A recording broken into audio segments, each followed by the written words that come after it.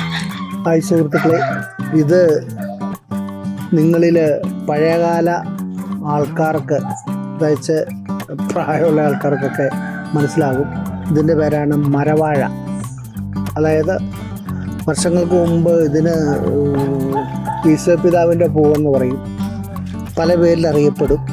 ഈ പൂവ് കാട്ടിലൊക്കെ വലിയ വലിയ മരത്തിലൊക്കെ, ആഞ്ഞിലി, പ്ലാവ്, അതിലൊക്കെ നിറയെ പൂത്ത് കിടക്കും. ചെറുപ്പത്തിലൊക്കെ ഇത് പറിക്കാൻ നമ്മൾ കൊതിച്ചിട്ടുണ്ട്.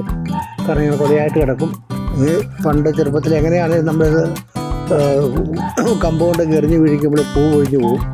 ഈ പൂ ഉണ്ടായിക്കഴിഞ്ഞാൽ ചിലപ്പോൾ ഇത് ഒരു 2-3 മാസം വരെ ഇതിൻ്റെ പൂ നിൽക്കും. അതാണ് ഈ പൂവിൻ്റെ ഏറ്റവും വലിയ ഗുണം.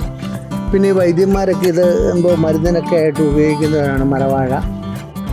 പഴയകാല ആൾക്കാർക്ക് ഇത് പ്രത്യേകിച്ചും പറഞ്ഞു കൊടുക്കേണ്ട ആവശ്യമില്ല. ഇതെൻ്റെ ഒരു സുഹൃത്തിൻ്റെ വീട്ടിൽ വന്നപ്പോൾ അവിടെ വെച്ചാണ് ഈ മരവാഴ ഇത് ഞാൻ കണ്ടത്. അപ്പോൾ ഈശോപിതാവിൻ്റെ പൂവില്ലെന്ന് ചോദിച്ചപ്പോൾ ഇതിന് കുറച്ച് ഔഷധ ഗുണങ്ങളും കാര്യങ്ങളും കൂടെ പറഞ്ഞു. അങ്ങനെ ഈ റെഡ് പാം വഴിയെല്ലാം ഇവരിങ്ങനെ ഓരോ ചെടികൾ വെച്ചിട്ടുണ്ട്.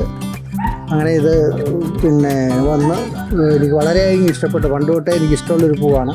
നിങ്ങൾക്കും ഇഷ്ടപ്പെട്ടു എന്ന് വിചാരിക്കുന്നു. ഇഷ്ടമാണെങ്കിൽ ഷെയർ ചെയ്യുക, ലൈക്ക് ചെയ്യുക.